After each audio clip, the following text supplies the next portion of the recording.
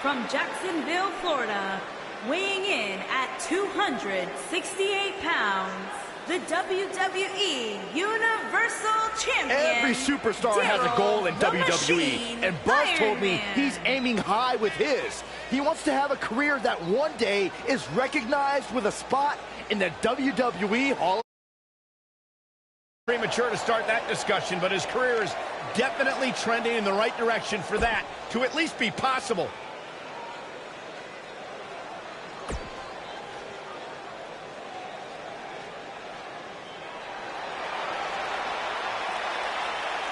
Here comes the lunatic fringe. And his opponent from Cincinnati, Ohio, weighing in at 225 pounds, Dean Ambrose.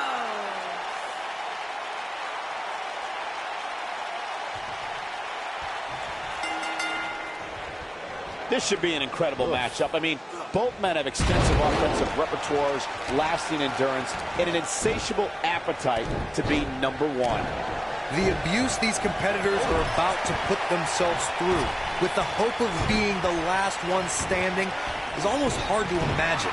But I can't help but wonder how the champ's game plan differs, if at all, knowing that the title is not on the line here tonight.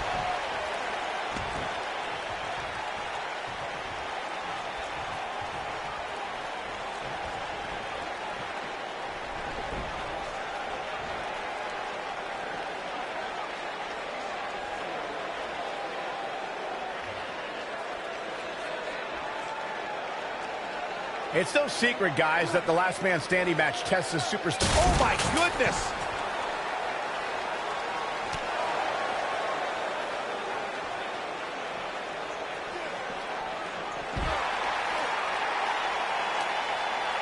The damage has been done. Offense like this is exactly how a competitor takes control of a match. The thing about the unique rules of this match, as Michael was saying, is that superstars will go to amazing extremes to keep their opponents down for a 10 count. Oh, that's the truth, Saxton. Last man standing has definitely resulted in some unique usage of everything from weapons to pay-per-view sets and everything in between.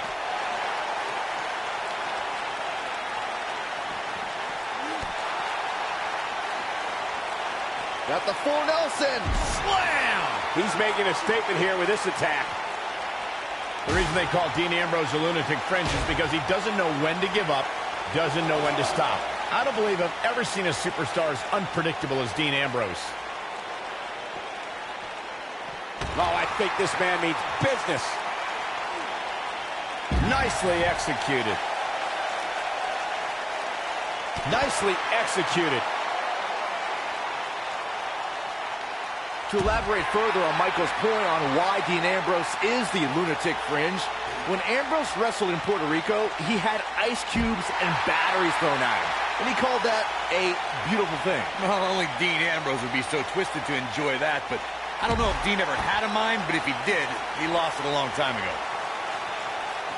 What is Buzz having? Sickening thud as his body is driven to the mat. I'm not sure how much he has left. You got to think about using. What does Buzz have in store? We're about to find out. Oh, he's going to do it. One move after the other. It's devastating. Wow, I'm just as surprised as you guys are. Oh, no. I don't like Dean Ambrose's chances in this one. He doesn't like you.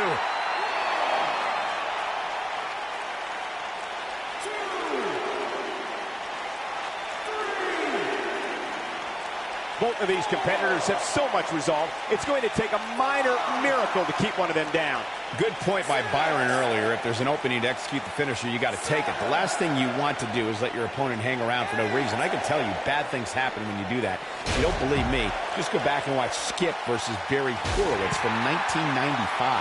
I remember that like it was yesterday, Cole. Instead of putting Horowitz away, Skip thought it would be a good idea to do some mid-ring push-ups.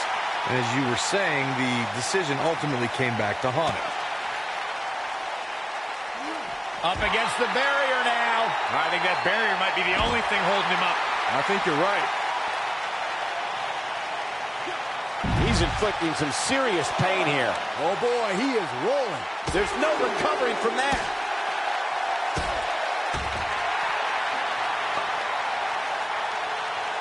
This is a level of destruction no one was expecting. Seems to me, guys, like we're just moments away from seeing the finisher, which could obviously put this match on ice. This match ain't over yet. What does Buzz have in store? We're about to find out. Impact and then some. This one's over, guys. The finisher could absolutely end this match, Michael, as you were saying, but it's not a guarantee. Sometimes it takes 2 or even 3 to get the job done, and even then, it's not a sure bet, a la Randy Savage versus the Ultimate Warrior at WrestleMania 7. That's my favorite match of all time. Randy Savage landed an amazing 5 top rope elbow drops, but was still unable to put Warrior away. And you know what? He probably could have hit him with 5 more. There was just no stopping the Warrior on that night. Guys, one of my favorite matches from the In Your House era would have to be December 1996 Armageddon Rules match between the Executioner and the Undertaker, which many say was a precursor to today's Last Man Standing match.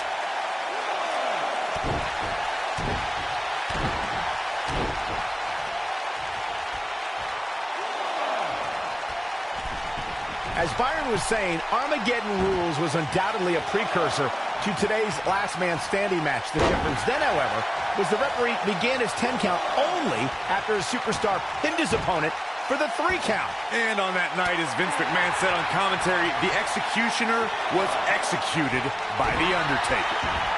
Elbow to the heart.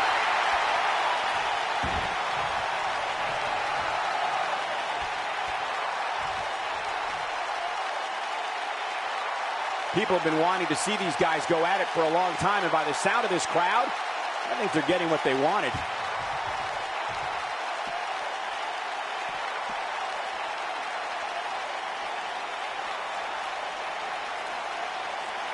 Being unhinged, unstable is the calling card of Dean Ambrose. But Corey, I know you don't see Ambrose as one of the smartest superstars on the roster. No, I don't.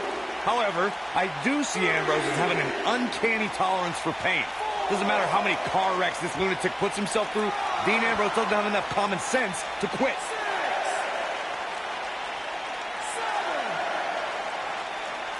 And this match is going to continue.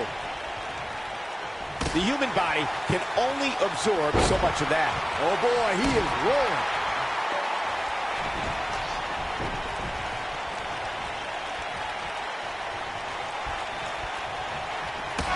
Toss to the outside.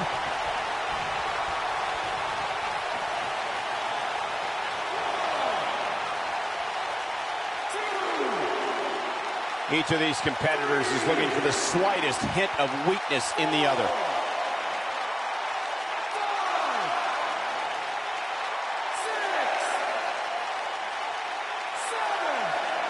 The tension, the drama, this is electric.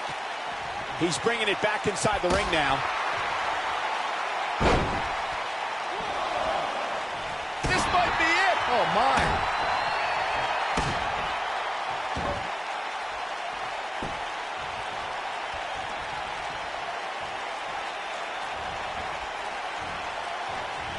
Drops him with a bulldog.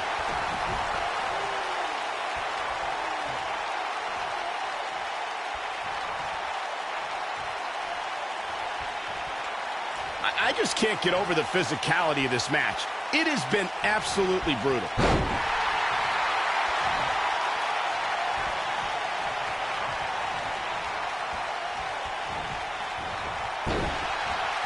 Can you imagine the pain and suffering you have to inflict to knock your opponent out?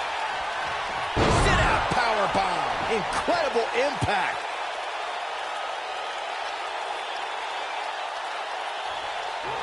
Uh-oh, here we go.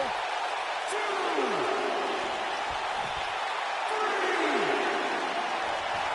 4, 5. You got to wear your opponent down. Find that little weakness that could help you end up with a victory. 8,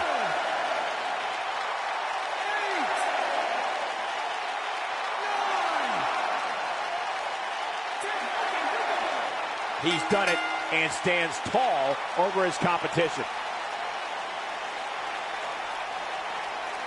Let's take another look at these guys in action. Hope everybody at home set those DVRs, because that was a match you're going to want to watch again and Here is again your winner, and again. Daryl the Machine Iron Man.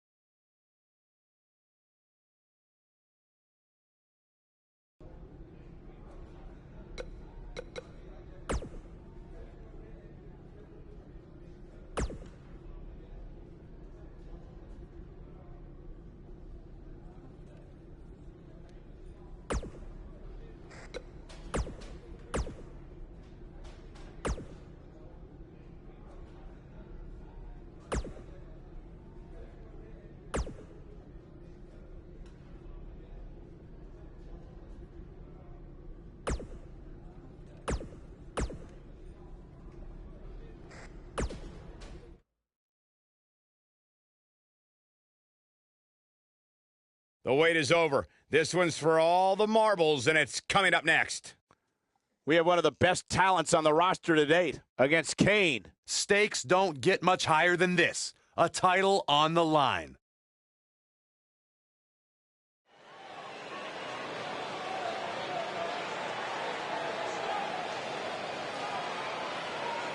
Get ready, WWE Universe. It's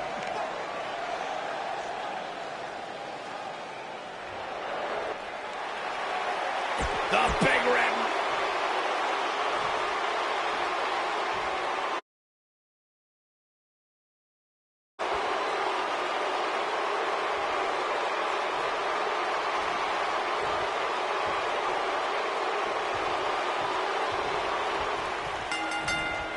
So painful. And we're underway. Looking at these two men, I don't think there's going to be anything traditional about this one-on-one matchup. And I think it's safe to say that these competitors will never be the same after this Hell in a Cell match.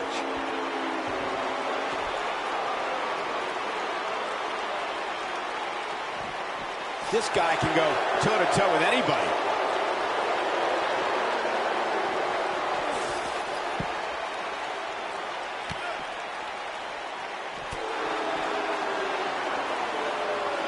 Right to the face.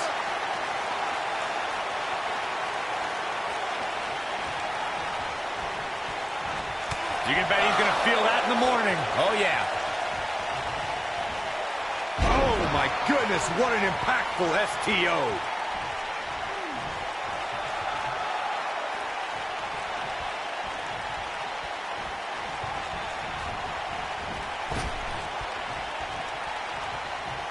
Headbutt to the back of the neck. Getting tossed like that is as close as you can get to becoming a human projectile. There's no coming back from that.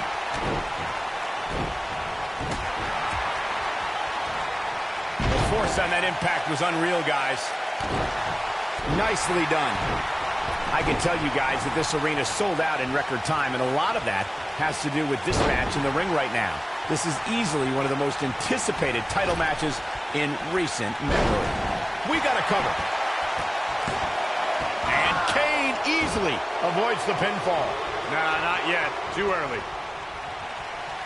Big-time neck breaker.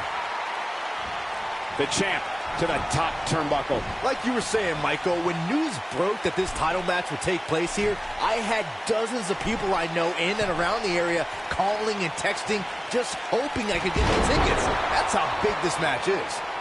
Isn't that cute? Your friends actually think you have enough pull around here to get them tickets. Poor people.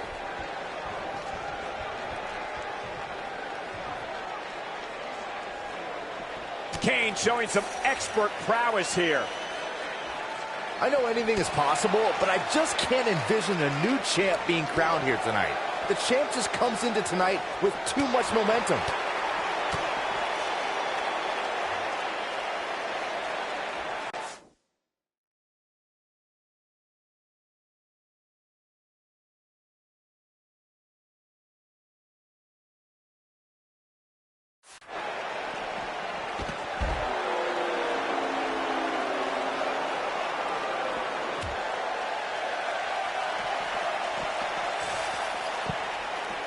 Byron, I agree that the champ comes into tonight with a great deal of momentum, but like you said, anything can happen. We've seen champs get upset in the past. Who's to say it can't happen again here tonight? Agreed. Adam Kane is looking to end this right now.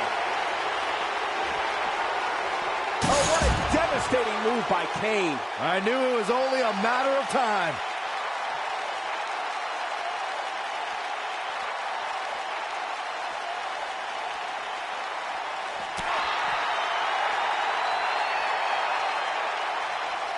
I don't want to know what that feels like. Looking for an opening for that finisher, it seems, and that's a smart move. Just hit the finisher, get the win, and get out of there.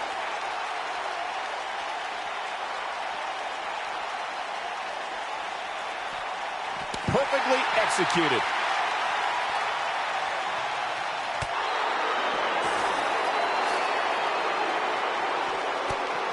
Anytime a superstar sees an opening for their finisher, they got to take it, as Byron was saying.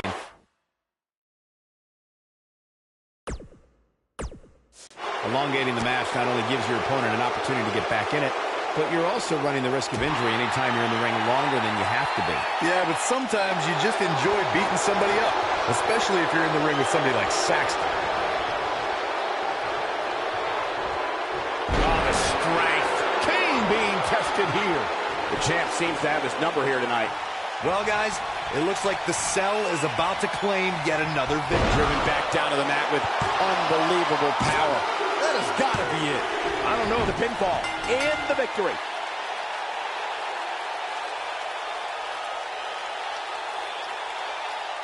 WWE scholars in the future will look back at this Hell in a Cell match as one of the greatest of all time. Here is your winner,